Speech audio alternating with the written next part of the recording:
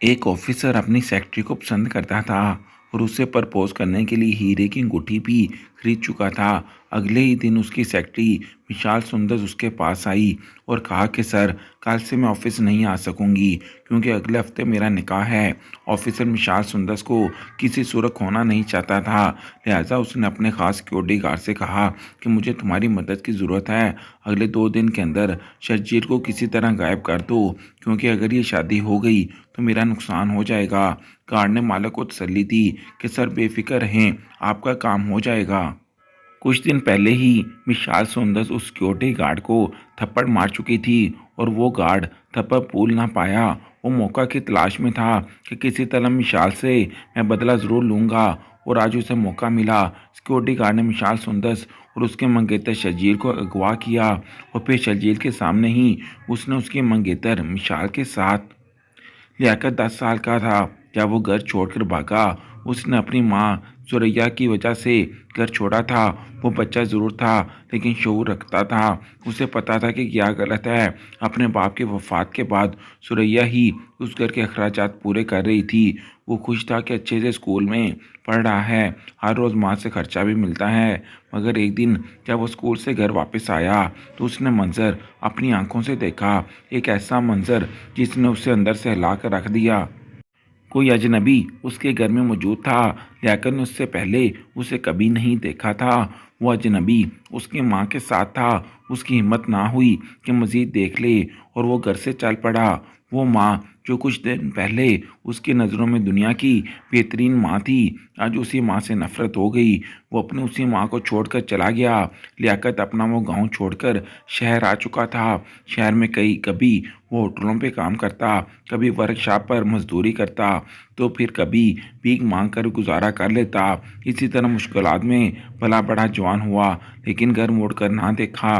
जब भी वो मंजर उसकी आंखों के सामने आता, माँ से नफरत ताज़ा हो जाती। वो वापस जाने की हिम्मत नहीं कर सकता था। लियाकत की किस्मत अच्छी थी कि उसे नईम साहब जैसा शफीक इंसान मिला। नईम साहब एक बिजनेसमैन होने के साथ साथ सोशल वर्कर भी थे। वो दिल के बहुत खरे इंसान थे। अक्सर वो गरीब मोहताज लोगों की मदद करते। पिछले कई साल से उसने 50 के करीब गरीब खानदान जोड़ों की शादी भी की और लड़कियों के जहेज का सामान भी मुहैया किया। यही वजह थी कि नईम साहब को अल्लाह ने वो नवाजा था। नईम साहब ने लियाकत को अपने को मुलाजमों के तौर पर रख लिया। उसकी कोशिश थी कि लियाकत पढ़ लिख जाए, लेकिन जब उसने देखा कि लियाकत पढ़ाई में बिल्कुल दिलचस्पी नहीं लेता, तो घर में छोटे छोटे कामों के लिए उसे रख लिया। नईम साहब के वफात के बाद उसके बेटे मुस्तफ़ा ने बाप का कारोबार संभाला और अपने बाप के नक्शे कदम पर चलते हुए उसने खैर के कामों में बढ़ चढ़कर हिस्सा लिया। लियाकत को उसने अपना पर्सनल सिक्योरिटी गार्ड बना लिया, मगर वो लियाकत को अपना भाई ही समझता था, क्योंकि मुस्तफ़ा बचपन से ही लियाकत को जानता था। वो एक साथ ही घर में पले बड़े थे। हालांकि लियाकत उनका मुलाजम था, लेकिन उनके साथ टेबल पर खाना खाता। नईम साहब ने ज़िंदगी में कभी लियाकत को ये महसूस होने ही नहीं दिया कि वो उनका नौकर है, यहाँ पे मुलाजम। और मरते वक्त भी अपने बेटे को नसीहत भी की थी कि लियाकत मेरे लिए बहुत ख़ास है, उसके साथ कभी गुलामों वाला सलूक मत करना, भाई समझना। मुस्तफ़ा ने जब से अपने बाप का कारोबार संभाला, वो अपने कुलीग मुलाजमों के साथ अच्छे तरीके से पेश आता था। ऑफिस में कभी किसी भी खुशी के मौका पर वो अपने मुलाजमीन को बोनस तनख्वाह देता था। इस महीने कंपनी के लिए नए कैंडिडेट के लिए इंटरव्यू हुए तो सुंदस नामी एक लड़की ने उनके ऑफिस को ज्वाइन किया। मुस्तफ़ा को सुंदस बहुत पसंद आई थी, बल्कि यह हकीकत थी कि पहली ही नज़र में वो सुंदस का दीवाना हो चुका था। मगर वो प्रपोज करने में थोड़ा सा घबरा रहा था। उसे इस बात का डर था कि कहीं सुंदस बुरा ना मान जाए। बस इसी वजह से उसने प्रपोज करने में जल्दी ना की। उसने सबसे पहले अपने पसंद के बारे में अपनी माँ और दादी को बताया। उसकी दादी उसकी माँ से भी बेचैन थी कि किसी तरह मुस्तफ़ा की शादी हो जाए और वो अपने पोते की औलाद को भी देख सके। जब दादी जान को पता चला कि पोते ने एक लड़की पसंद की है, तो उसने मुस्तफ़ा से पूछा कि उसका क्या नाम है, उसका घर कहाँ है, कब जाएंगे हम उसके घर। मुस्तफ़ा अपनी दादी से यही कह रहा था कि दादी जान, कुछ दिन सफ़र कर लें, खुद ही मैं मौजूद दिन देखकर आप लोगों को उनके घर में भेजूंगा, मगर मैं सुंदर से खुद बात करना चाहता हूँ। फिर अपने एक ख़ास मुलाजिम के ज़रिए मुस्तफ़ा ने सुंदर के घर के लोकेशन और उनके हालात मालूम किए। मुलाजिम ने मुस्तफ़ा को बताया कि सुंदर के अलावा उनके घर में उसकी माँ है और एक अपाहिज भाई। सुंदर की जॉब की वजह से घर का निज़ाम चल रहा है। उसका इरादा था कि कुछ ही दिनों बाद सुंदर को प्रपोज करेगा और उसे इस बात की उम्मीद थी कि सुंदर उसका प्रपोजर नहीं ठुकराएगी। आज सुंदर को ऑफिस पहुंचने में देर हो रही थी। वो जल्दी से ऑफिस में दाखिल हुई। सीढ़ियों पर लियाकत से टक्कर हो गई। हालांकि लियाकत की इसमें कोई गलती नहीं थी, लेकिन वो यही समझ रही थी कि लियाकत जानबूझकर उससे टकराया है। फिर उसने लियाकत के चेहरे की तरफ गौर से देखा। बड़ी बड़ी मूछें और लाल आंखें देखकर वो यही समझी कि ये कोई आवारा इंसान है और गुस्से में उसके चेहरे पर एक थप्पड़ रसीद किया। लियाकत को गुस्सा तो बहुत आया, लेकिन उसने सब्र किया। मगर उससे ज़्यादा गुस्सा उसे इस बात का था जब सुंदर ने उससे कहा कि पता नहीं कहाँ से आ जाते हैं जहाँ लोग, ऐसे लोगों को तो जंगल में होना चाहिए। लियाकत को इस बात पर गुस्सा आया, मगर चुपचाप चला गया। बाद में उसने लियाकत की शिकायत मुस्तफ़ा से भी की। मुस्तफ़ा ने सुंदर को समझाया कि आपको गलत फहमी हुई है, लियाकत ऐसा बिल्कुल नहीं, वो एक अच्छा लड़का है और मेरा खास गार्ड है, वो ऐसी घटिया हरकत बिल्कुल नहीं कर सकता। खैर उसके बाद सुंदर और लियाकत का कभी आमना सामना ना हुआ। सुंदर दिल ही में ही यही सोच रही थी कि लियाकत के साथ उसने ठीक नहीं किया, और वो बार बार यही सोच रही थी कि अगर लियाकत का उसके साथ आमना सामना होगा तो वो माजरत कर लेगी, क्योंकि वो मुस्तफ़ा के ख़ास आदमी हैं और उनका मुलाजिम है। और सर ऐसे तो नहीं कहते किसी के बारे में कि मुझे गलत फहमी ज़रूर हुई है, मेरी ही गलती थी। शायद ये इतवार का दिन था जब सुंदर अपने घर में बैठी थी और उसकी माँ नूरीन अपने बेटे को खाना खिला रही थी। साथ साथ इस बात का ताना दे रही थी कि अगर तू पैदा ना होता तो कितना अच्छा होता, कितना मनोज था वो दिन जिस दिन तुम्हारी पैदाइश हुई। सुंदर अपनी माँ से कह रही थी कि माँ ऐसी बातें मत करें, मेरा और मेरे भाई का दिल मत दुखाएं, ये अल्लाह की तरह से आजमाइश है और इसमें आपको सब्र से काम लेना पड़ेगा। उसकी माँ नूरीन कहने लगी कि आजमाइश हम जैसे गरीबों के लिए ही क्यों आती है, मैं तंग आ चुकी हूँ इस लड़के से। दरवाजे पर दस्तक हुई तो नूरीन ने सुंदर से कहा कि जाकर देखो बाहर कौन आया। सुंदर ने अपना दुपट्टा उठाया, सर पर ओढ़ा और फिर दरवाजे पर गई। जैसे ही दरवाजे पर नज़र पड़ी तो उसका मुंह खुले का खुला रह गया और अपनी आंखों पर यकीन ना आया, क्योंकि मुस्तफ़ा दरवाजे पर अपनी माँ और दादी के साथ खड़ा था। मुस्तफ़ा ने मुस्कुराते हुए कहा कि क्या मैं अंदर आ सकता हूँ।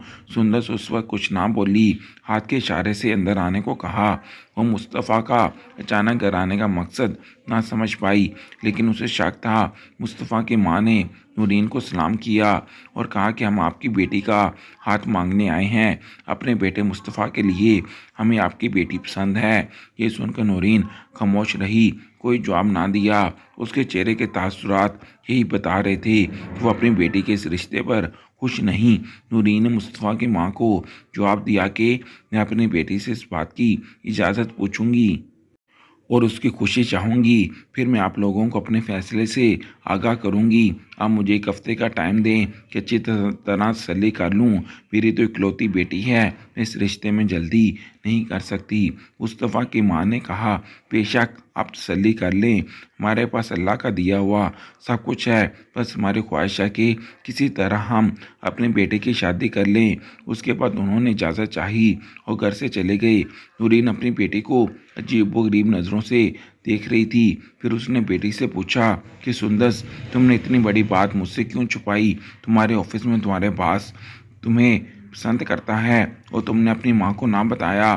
सुंदर ने माँ से कहा कि माँ, जैसे आप हैरान हैं मैं भी हैरान ही हूँ, और जो आप समझ रही हैं वैसा बिल्कुल नहीं। सर मुस्तफ़ा ने मुझे कभी इस सिलसिले में मुझसे बात ना की, ना ही मुझे इसके अंदाज से इस बात का अंदाज़ा हुआ कि वो मुझे पसंद करते हैं। नूरीन बेटी से कहने लगी, कोई ना कोई बात तो ज़रूर है, वरना इतने बड़े ख़ानदान का लड़का अपनी मुलाजमा और गरीब घर की लड़की को कैसे पसंद कर सकता है।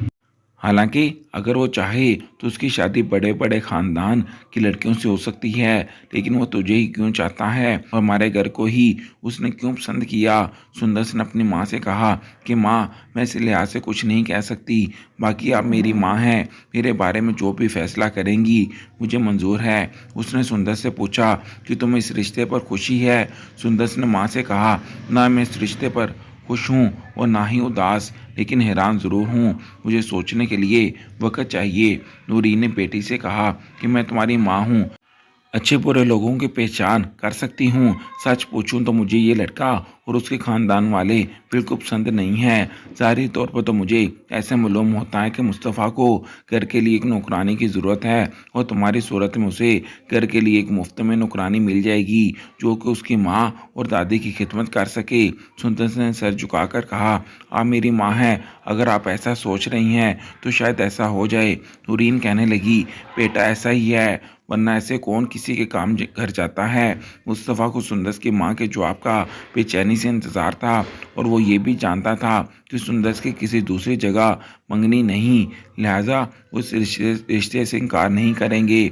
मगर एक हफ्ता गुजर गया, लेकिन सुंदर की माँ की तरफ से कोई जवाब ना आया। मुस्तफ़ा परेशान हुआ, उसे समझ नहीं आ रहा था कि उसकी माँ ने इतने दिन अच्छे रिश्ते में दिलचस्पी क्यों ना ली। मगर वो किसी किस्म की जल्दी नहीं करना चाहता था, मगर वो सुंदर से बात करना चाहता था, उसकी मर्ज़ी जानना चाहता था, क्योंकि सुंदर की माँ ने तो यही कहा था कि मैं अपनी बेटी से पूछूंगी, और वो यही सोच रहा था कि उसकी माँ ने सुंदर से ज़रूर इसकी मर्ज़ी पूछी होगी। और अगर उसकी माँ ने कोई जवाब नहीं दिया तो इसका यही मतलब है कि सुंदर मुझे पसंद नहीं करती।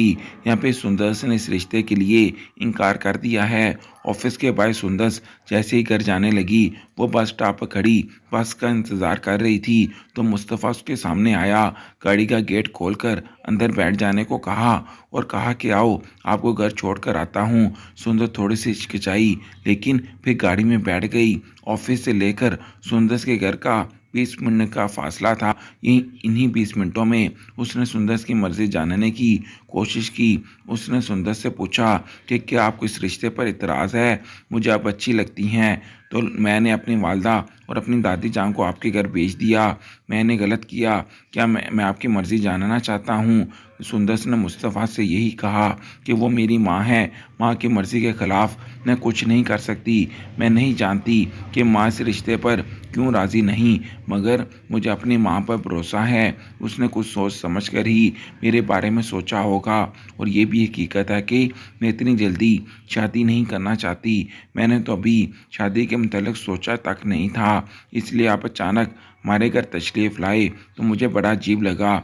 उसके बाद सुंदर ने कहा कि सर आप गाड़ी रोकें तो मेरा घर करीब है, मैं रिक्शे पर चली जाऊंगी। शायद इससे इनकार के बाद वो मज़ीद इसमें नहीं बैठना चाहती थी, मगर मुस्तफ़ा ने यही कहा कि परेशान होने की ज़रूरत नहीं, आपने या आपकी माँ ने इस रिश्ते पर इनकार किया है, इसका हरगिज़ ये मतलब नहीं कि मैं आधे रास्ते आपको छोड़कर चला जाऊं।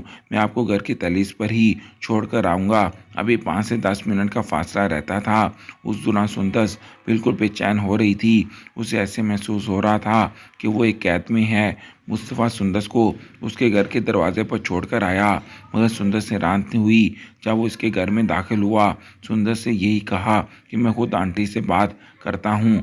सुंदर से हैरान थी कि ये आकर सर को हो क्या गया। उसे इस बात की बिल्कुल उम्मीद नहीं थी कि मुस्तफ़ा खुद उसकी माँ से दोबारा बात करेगा। मुस्तफ़ा ने सुंदर की माँ से यही कहा कि आपको किस बात का खदशा है, कि आप यही समझती हैं कि मैं आपकी बेटी को खुश नहीं रखूँगा। अगर आपकी सोच ऐसी है तो बिल्कुल गलत है। आखिर मुझ में ऐसी कौन सी कमी है जो आपने इनकार किया। इस पर नूरीन यही कहने लगी कि बेटा कैसी बातें कर रहे हैं, मैं ये हक रखती हूँ कि अपनी बेटी के बारे में फ़ैसला करूँ, और मैं जो भी फ़ैसला करूँगी सोच समझ कर ही करूँगी ना, तो इस बात पर बहस नहीं बनती। वैसे भी अगर मैं अपनी बेटी की शादी अभी कर लूँ तो घर का क्या होगा, उसके पास भाई का क्या बनेगा, मैं अकेली रह जाऊँगी। मुस्तफ़ा ने जब ये सुना तो कहने लगा कि मैं आप लोगों की कफ़ालत करूँगा, आपको परेशान होने की ज़रूरत नहीं। मगर नूरीन ने अपना फैसला सुना दिया और कहा कि बेहतर यही है कि दोबारा इस रिश्ते के बारे में आप बात ना करें। मैं पहले ही आपको अपना फैसला सुना चुकी हूँ। उसके बाद मुस्तफ़ा वापस जाने लगा, लेकिन जाते वक़्त उसने सुंदर की माँ से ये ज़रूर कहा कि मुझसे बेहतर आपकी बेटी के लिए कोई लड़का भी नहीं हो सकता। इसके बाद मुस्तफ़ा ने सुंदर से इस सिलसिले में कोई बात ना की और ना इसे किसी किस्म की बात छेड़ी। उसे खदशा था कि ये कहीं ऑफिस ही ना छोड़ दे और जॉब छोड़कर चली ना जाए। तकरीबन 20 दिन के बाद एक दिन सुंदर मुस्तफ़ा के पास आई और कहा कि मुझे 2 हफ्तों की छुट्टी चाहिए। मुस्तफ़ा ने पूछा कि खैरियत तो है ना? उसने बताया कि अगले हफ्ते मेरा निकाह है। ये सुनकर मुस्तफ़ा हैरान हुआ, लेकिन इसने सुंदर से कुछ ना कहा। मुस्तफ़ा ने सुंदर को छुट्टी दे दी, लेकिन इसके बाद इसने इस बात का पता लगाया कि आखिर सुंदर की शादी किसके साथ हो रही है। उस सुंदर के चेहरे से भी ऐसे महसूस होता था कि वो अपनी माँ की मर्ज़ी के मुताबिक अपना फ़ैसला करती है, बस माँ की मर्ज़ी पर चल रही है। उसने अपने ख़ास गार्ड लियाकत से बात की और कहा कि लियाकत, तेरा मालिक आज तेरे ज़िम्मे अहम काम लगाने वाला है। मेरे ऑफिस में काम करने वाली ये लड़की सुंदर है, उसकी शादी हो रही है। पता लगाओ कि उसकी शादी किसके साथ हो रही है, वो लड़का कहाँ रहता है, क्या करता है, मुझे सारी डिटेल चाहिए। लियाकत ने अपने मालिक से कहा कि परेशान होने की ज़रूरत नहीं, आपको सारी डिटेल मिल जाएगी। फिर लियाकत ने मालूम करके बताया कि सुंदर की शादी शर्जील नामी एक लड़के से हो रही है। लड़का काफ़ी अमीर है। उसने सुंदर की माँ को कायल कर लिया। मैं नहीं जानता कि कैसे कायल किया, लेकिन सुंदर की माँ शायद लालच में आ गई है। मुस्तफ़ा ने अपने मुलाजम से कहा कि ये शादी किसी सूरत भी नहीं होनी चाहिए। लियाकत अभी तक सुंदर का लगाया हुआ वो थप्पड़ नहीं भूला था, लिहाजा इसने दिल में यही सोचा कि अच्छा मौका है बदला लेने का। सर बेफिक्र हो जाएं, ये शादी नहीं होगी। आज शर्जील बहुत बड़ी गाड़ी पर सुंदर के घर आया और उसकी माँ से कहा कि मैं सुंदर को शॉपिंग करवाना चाहता हूँ। वो सुंदर को लेकर वापस जा रहा था कि लियाकत ने अपने साथियों के ज़रिए उसे घेर लिया। फिर दोनों को अगवा करके नामालूम मकाम पर ले गए। शर्जील बार बार उसे धमकी दे रहा था कि जो हरकत तूने की है तुझे ज़रूर उसकी सज़ा मिलेगी, मगर लियाकत धमकियों में आने वाला नहीं था। उसने दोनों को रस्सियों से बांध लिया। सुंदर की आंखों में आंसू थे और वो यही कहने लगी कि आप अगर मुझे नहीं छोड़ने वाले तो घर जाकर मेरे पास भाई को मार डालें, क्योंकि शाम तक मैं वापस ना गई तो मेरा भाई ज़रूर मर जाएगा। लेकिन मुस्तफ़ा से बात करने लगा। मुस्तफ़ा ने कहा कि उसे आज़ाद कर दो। सुंदर वापस घर आ गई और मुस्तफ़ा शर्जील के बारे में मज़ीद जानना चाहता था, मगर ये मामला इतना आसान नहीं था। एक ऐसे आदमी की ज़रूरत थी जो शर्जील के बहुत करीब हो। मुस्तफ़ा को इस बात पर शक था कि शर्जील जैसा अपने आप को ज़ाहिर कर रहा है वैसा बिल्कुल नहीं। वो किसी सूरत ये नहीं चाहता था कि सुंदर को नुकसान पहुँचे। किसी तरह उन्होंने शर्जील के घर काम करने वाले माली की मदद ली। वो पिछले 2 साल से शर्जील के घर काम कर रहा था और उसकी हकीकत से वाकिफ़ था। माली ने उन्हें बताया कि इससे पहले ये कई शादियां कर चुका है। ये शादी के नाम पर लड़कियों की खरीदो फरोख्त करता है। उसने इस बात की पेशगोई की कि शादी से 2 दिन पहले ये अपने घर में एक पार्टी का इनेकाद करेगा, जिसमें वो अपनी होने वाली दुल्हन को अपने दोस्तों के साथ मिलाएगा। उसके दोस्त नहीं, दरअसल वो ग्राहक होते हैं जिनको ये अपने होने वाली बीवी से मिलवाता है। वो लोग उसकी कीमत फिक्स करते हैं। ये सुनकर मुस्तफ़ा हैरान हुआ और उसी हकीकत से आगाह हो चुका था कि नूरीन की माँ की नीयत ख़राब है। वो शर्जील की हकीकत जानने के बावजूद बेटे को जहन्नम में धकेल रही है। माली ने जो बात बताई वो हकीकत पर मबनी थी, क्योंकि शादी से 2 दिन पहले शर्जील सुंदर को अपने साथ ले गया। सुंदर की माँ भी उसके साथ थी। उसने यही कहा कि मैं अपने घर में एक पार्टी का एहतमाम किया है, दोस्तों को भी दावत दी है। बंगले पर पहुंचते ही उसने सुंदर को नए कपड़े दिए और कहा कि पहन कर मेहमानों के सामने आ जाओ। सुंदर ने जब ये सुना तो कपड़े देखे और माँ से यही कहा कि ये आधे वरना कपड़े मैं कैसे पहन सकती हूँ। माँ उसे समझाने लगी कि ये आजकल का फैशन है और परेशान होने की ज़रूरत नहीं। सुंदर ने माँ के कहने पर वो कपड़े पहने और फिर एक एक करके उसने अपने तमाम दोस्तों के साथ सुंदर को मिलवाया। इशारों इशारों में ही सुंदर का रेट भी लग चुका था। शर्जील समझ रहा था कि वो अपने मकसद में कामयाब हो चुका है और उसकी लालची माँ भी इतना बड़ा घर देकर बेटे का सौदा कर चुकी थी कि मुस्तफ़ा वहाँ पुलिस को लेकर आया। उसके घर पर अचानक छापा लगाया। मुस्तफ़ा के पास शर्जील के बारे में ठोस सबूत थे कि उसने कितनी लड़कियों को अपने जाल में फंसाया। शादी के नाम पर इन्हें धोखा दिया, ना ही घर का रहा ना ही घाट का, और वो मजबूरन बड़े बड़े होटलों में धंधे करने पर मजबूर हुई। सुंदर की किस्मत अच्छी थी कि एक एहसास करने वाला चाहने वाला था। मौका पर शर्जील को गिरफ्तार किया गया और उसके वो ग्राहक जो दोस्तों की शक्ल में आए थे उनको भी पकड़ा गया। अदालत में सबूत पेश किए गए। शर्जील का ताल्लुक एक बहुत बड़े गैंग से था, इस बात की गवाही मिली थी। तकरीबन 20 लड़कियों को वो शादी के नाम पर धोखा दे चुका था, फिर उनको आगे फ़रोख्त कर चुका था। और अब सुंदस की बारी थी। मुस्तफ़ा ने सुंदस और उसकी माँ को घर छोड़ा। रात को सुंदस अपनी माँ से यही पूछ रही थी कि माँ, आप शर्जील की हकीकत से वाकफ़ थी? इसकी माँ खामोश थी। वो मुकम्मल तौर पर खामोश रही। अगली सुबह सुंदस ऑफिस में आई। उसकी नज़रें झुकी थीं और थकावट भी बहुत थी, जैसे सारे रात ना सो सकी हो। उसने सर झुकाकर कहा, सर, आप मुझसे शादी करना चाहेंगे? अगर आप मुझसे शादी करने की ख्वाहिशमंद हैं तो कल अपनी माँ और दादी को साथ लेकर घर तशरीफ़ ले आएं। ये मेरा फ़ैसला है, मेरी माँ का नहीं, और मुझे ज़िंदगी में अपने फ़ैसले करने का हक़ है। ये कहकर सुंदर वापस चली गई। मुस्तफ़ा के चेहरे पर मुस्कुराहट थी जो कि वक़्त गुजरने के साथ साथ बढ़ रही थी। उसे इस बात की खुशी थी कि सुंदर ने अपनी ज़िंदगी का खुद फैसला किया। सुंदर घर वापस आई और माँ से कहा, क्या हुआ, इतनी जल्दी कैसे वापस आ गई? क्या मुस्तफ़ा ने तुझे जॉब से निकाल दिया? मुझे पहले ही यकीन था कि इस वाक़ये के बाद वो तुझे जॉब से निकाल देगा। सुंदर ने माँ से कहा, माँ, आपके अंदाज़े शुरू से ही गलत साबित हुए। पहले मुस्तफ़ा के बारे में आपका अंदाज़ा था कि वो अपनी दादी और माँ के लिए मुझे निगरानी के तौर पर घर रखना चाहता है। हालांकि ये बात गलत थी। आप तो अपनी बेटी के लिए एक अच्छा गाहक तलाश कर रही थी और शर्जील की सूरत में आपको वो गाहक मिल भी गया था। मैं आपसे एक बात पूछना चाहती हूँ कि क्या मैं आपकी सगी बेटी नहीं? क्या मैं आपका अपना खून नहीं? उसकी माँ खामोश थी। सुंदस ने यही कहा कि सर, मुस्तफ़ा ने मुझे प्रपोज़ किया था तो मैं अपना जवाब सुनाकर उसे आई हूँ। कल उसकी माँ और दादी हमारे घर आ रहे हैं। आप मुझ पर एक एहसान कीजिएगा और इस रिश्ते के लिए अपनी रज़ामंदी ज़ाहिर कीजिएगा। माँ ने जब ये सुना तो हाथ जोड़कर माफ़ी मांगने लगी। कहने लगी, बेटी, मैं गलत थी। तुम्हारे बाप के वफ़ात के बाद मैं गलत रास्ते पर चल पड़ी और मुझे रास्ता दिखाने वाला कोई भी नहीं था। बेटी, मैं तुम्हारा शुक्रिया अदा करती हूँ कि तूने माँ को गलत सही बताया। हो सके तो मुझे माफ़ कर दिए ना। अगले दिन मुस्तफ़ा अपनी माँ और दादी के साथ सुंदस के घर आया और फिर रिश्ते की बात हुई। मुस्तफ़ा बहुत खुश था कि उसे ऐसी साथी मिली जैसी वो चाहता था। मुस्तफ़ा ने उसके भाई का इलाज भी करवाया और उसकी माँ को अपनी माँ का दर्जा भी दिया।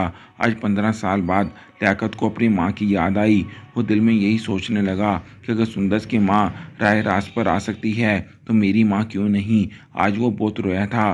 15 साल के बाद उसने मुस्तफ़ा से कहा कि मालिक, मैं घर वापस जाना चाहता हूँ। मैं अपनी माँ के पास जाना चाहता हूँ। हो सकता है कि वो ज़िंदा हो। मगर जब वो घर आया तो घर खंडर की सूरत में बना था। घर में रहने वाला कोई नहीं था। पड़ोसियों ने उसे बताया कि उसका बेटा जब से घर छोड़कर चला गया। वो ज़हनी मरीज़ा बन चुकी थी। गली गली में अपने बेटे को तलाश करती थी और रोती थी। फिर एक रात वो एक गंदे नाले में गिर गई। सुबह नाले से उसकी लाश निकाली गई और करीबी कब्रिस्तान में उसे दफना दिया गया। लियाकत अपनी माँ की कब्र पर बहुत रोया था। अपनी माँ के लिए मग़फ़िरत की दुआएं करता मांगता रहा और साथ साथ अपनी माँ से माफ़ी मांगता रहा कि मेरी माँ, मुझे माफ़ कर दे। मैंने आने में बहुत देर की, तुझसे गलती ज़रूर हुई थी, मगर अल्लाह गलतियाँ माफ़ करने वाला है। हो सके तो मुझे माफ़ कर देना। लियाकत अपने मालिक मुस्तफ़ा के पास वापस आया। अब वो इस घर में दोबारा उससे बात करना चाहता था। लियाकत की शादी हुई तो मुस्तफ़ा की इजाज़त से ही उसने अपनी बीवी को इधर ले आया। उस खंडर को दोबारा एक घर में तब्दील किया गया क्योंकि इस घर में उसकी यादें वाबस्ता थीं। इसी घर में उसने अपना बचपन गुजारा था।